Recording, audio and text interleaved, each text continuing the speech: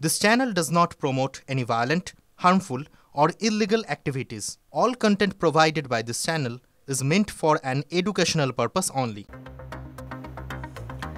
ধাপায় দুর্ঘটনার কবলে পুলকার শিশু দিবসের অনুষ্ঠানে যাওয়ার পথে বিপত্তি একটি ট্রেলারে ধাক্কা মেরে উল্টে যায় পুলকারটি দুর্ঘটনায় জখম পুলকারের চালক ও এক পড়ুয়া যখন দুজন ভর্তি রয়েছে এনআরএস হাসপাতালে বেপরোয়া গতির কারণে দুর্ঘটনার দাবি প্রত্যক্ষদর্শীদের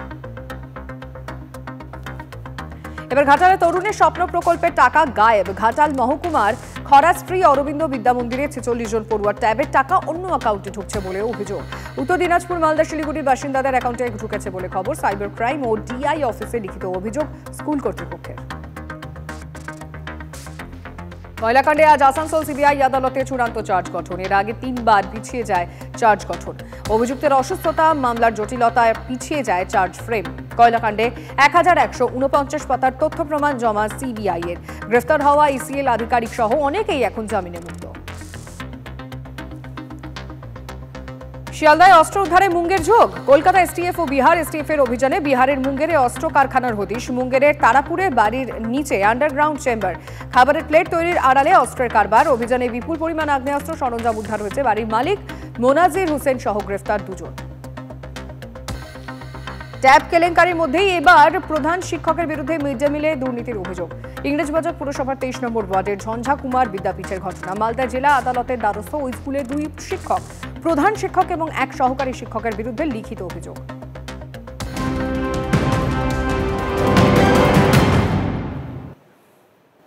নজর রাখছি সমস্ত গুরুত্বপূর্ণ খবরের ডিটেইল আপডেটে টিভি 9 বাংলায় লিমা রয়েছে আপনাদের সঙ্গে তৃণমূল কর্মীদের হাতেই আক্রান্ত নৈহাটি তৃণমূল প্রার্থীর ছেলে ভোটের রাতেই শাসক প্রার্থী সনদ দের ছেলে শুভমকে বেদম মার তৃণমূল কর্মীদের মারের চোটে আশঙ্কাজনক অবস্থায় হাসপাতালে ভর্তি শুভম গতকাল রাত 11টা নাগাদ লিচুবাগান ঘাট এলাকায় বাইক নিয়ে যাওয়ার সময় একজনের সঙ্গে ধাক্কা লাগে আর সেখান থেকেই বচসা প্রার্থীর ছেলেকে বেধড়ক মারধর করা হয় এই ঘটনায় 4 জনকে গ্রেফতার করেছে পুলিশ আর একবার জানিয়ে রাখতে চাইবো আপনাদের তৃণমূল কর্মীদের হাতেই আক্রান্ত হলো নৈহাটির তৃণমূল প্রার্থীর ছেলে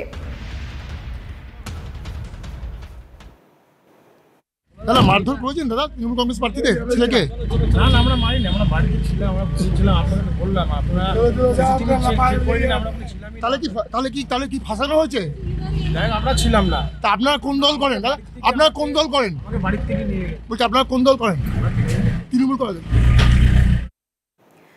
কথা বলতে চাইবো আমাদের রিপোর্টার অনন্ত চট্টোপাধ্যায় রয়েছেন টেলিফোন লাইনে অনন্ত শুধুই কি ধাক্কাধাক্কির কারণে এই রকম একটা ঘটনা নাকি পিছনে অন্য কোনো কারণ থাকতে পারে দেখো তৃণমূলের মধ্যে একটা গোষ্ঠীদ্বন্দ্ব ছিল সনদ দেখে দাঁড় করানো নিয়ে যাদের সাথে গোষ্ঠীদ্বন্দ্ব ছিল সেটাই একটা ঘটনা এর একটা তার প্রভাব 11টা নাগাদ 11:30 নাগাদ সে এই লিচুবাগান এলাকায় আড্ডা মারছিল সনদদের ছেলে এবং শুভম তখন তার সাথে প্রথমে বাইকে ধাক্কাধাক্কি নিয়ে ঝামেলা বাঁধে তারপরে তাকে বাঁশ রড লাঠি দিয়ে ব্যাপক মারধর করে আশঙ্কাজনক অবস্থায় তাকে নৈহাটি মাতৃসদন হসপিটালে নিয়ে আসা হয় সেখানে তার আশঙ্কাজনক এখনো অবস্থা সেখানে আইসিইউতে সে রয়েছে যদিও এই ব্যাপারটা ধামাচাপা দিতে চাইছে তৃণমূলের উভয় পক্ষ থেকে এবং এই ব্যাপারে সনদদের সাথে আমরা বারবার যোগাযোগ করি তিনি এই ব্যাপারে মুখ খুলতে নারাজ ক্যামেরার সামনে আসতে নারাজ দেখো ভোটের দিন রাতেই এমন ঘটনা এতে কিন্তু যথেষ্টই কিন্তু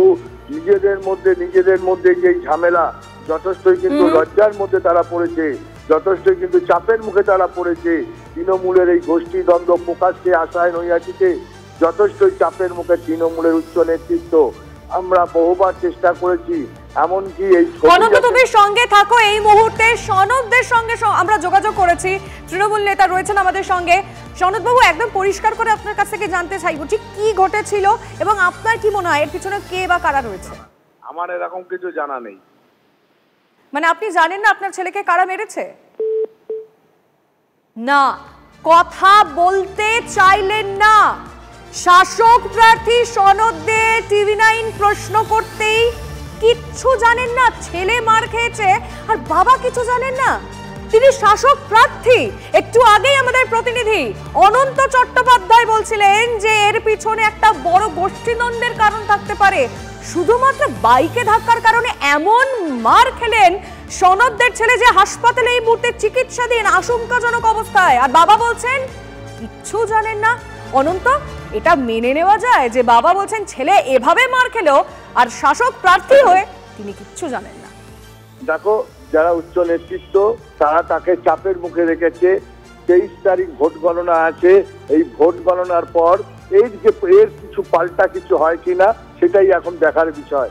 দুটোই তৃণমূলের গ্রুপ, দুজনই পার্থ ভৌমিকের অনুগামী এবং তারাই তাদের মধ্যে এই ঘটনা। যদিও এই ব্যাপারে উচ্চ নেতৃত্ব তৃণমূলের তারা যথেষ্ট প্রেসারে রেখেছে, সনদ দেখে তাকে মুখ খুলতে না করেছেন, কোন রকম ছবি যাতে কেউ না পায় ছেলে, সেটার দিকে নজর রাখতে বলেছে। এই যে সনদ এই যে TV9 বাংলার প্রশ্নের পরেই মুখের উপর ফোনটা কেটে দিয়ে বলে দিলেন তিনি কিছু জানেন না, মানে নিজের ছেলে মার খেয়েছে, কোথাও যে অন্তর্দ্বন্দ্ব এমন জায়গায় গিয়ে পৌঁছচ্ছে যে মুখ খুলতে ভয় পাচ্ছেন। দেখো, একটা কথা বললেই হয়, ভোট বড় বালাই। দেখো, ভোটের জন্য, পদের জন্য এই স্যাক্রিফাইস হয়তো বাবা করছেন, তবে দলকে এই স্যাক্রিফাইস যে কি মূল্য দিতে হবে সেটা হয়তো সনদ দিয়ে বুঝতে পারছেন।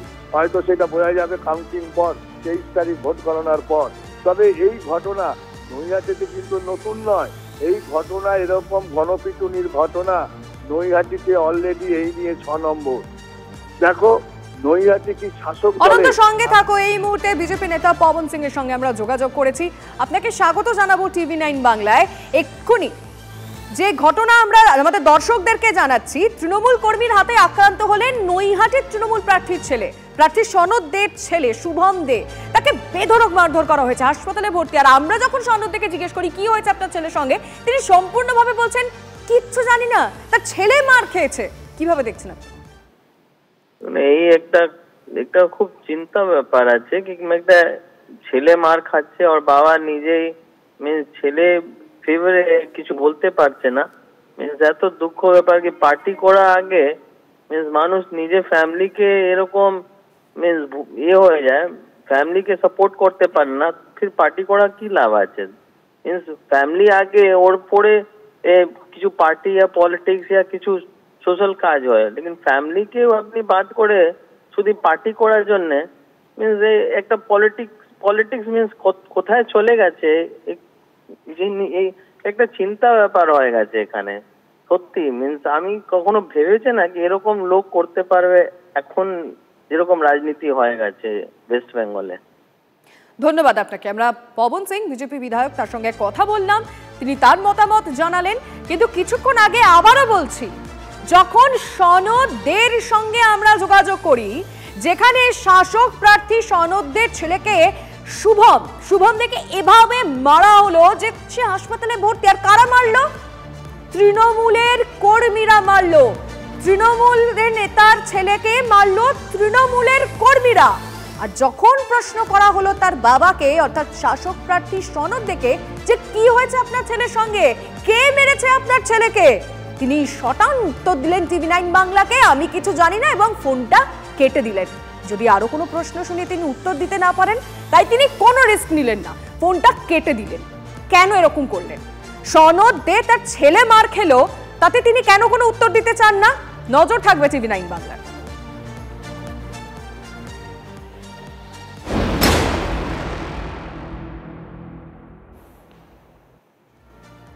আর এবার ভাটপাড়ার দিকে নজর রাখতেই হচ্ছে, কারণ যেটা জানা যাচ্ছে পরিকল্পনা করেই ভাটপাড়ায় তৃণমূল নেতাকে খুন করা হয়েছে। গুলি করার আগে বেশ কয়েকবার রেকি করে দুষ্কৃতীরা। দাদা আকাশ প্রসাদ খুনের বদলা নিতেই হামলা ভাই সুজলের। খবর পুলিশ সূত্রে 2020 সাল থেকেই অশোক সাহু সুজলের টার্গেটে। 2023 সালে সকালে একই জায়গায় একই সময় হামলা হয়। গতকাল মোট 5 রাউন্ড গুলি চলে, 4টি গুলি তৃণমূল নেতার পিঠে লাগে। সিসিটিভি ফুটেজ খতিয়ে দেখে অন্য অভিযুক্তের খোঁজে তল্লাশি।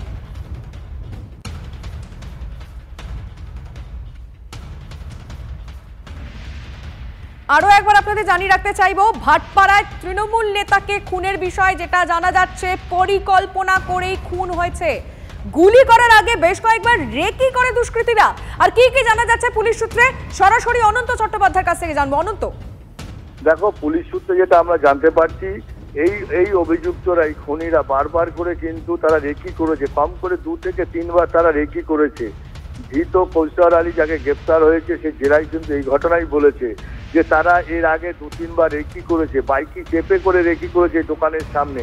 আর ঠিক ওই একই টাইম, যে টাইম 23 অর্থাৎ 23 সালে নভেম্বর মাসে 9টার সময় যেভাবে গুলি চালিয়েছিল চায়ের দোকানের সামনে, ঠিক সেই চায়ের দোকানের সামনে সেই 9টার সময় চা খেতে আসে অশোক সাহু, ঠিক সেই সময় একই কায়দায় তাকে গুলি এবং বোমা ছড়ে এই দুষ্কৃতীরা। মোবাইলের ছবি দেখিয়ে বাকি দুষ্কৃতীদের খোঁজে তল্লাশি চালাচ্ছে ব্যারাকপুরের ডিটেকটিভ ডিপার্টমেন্ট এবং ব্যারাকপুরের যে পুলিশ এবং জগদ্দল থানার পুলিশের বিশেষ টিম, তারা বিভিন্ন জায়গায় তল্লাশি চালাচ্ছে বাকিদের খোঁজে। সিসিটিভির ফুটেজ দেখে তাদেরকে শনাক্তকরণ করা হয়েছে, তারপরে সেই ছবি মোবাইলে বুঝতে পারছি অনন্ত, নজর রাখো আপাতত। ধন্যবাদ তোমায়।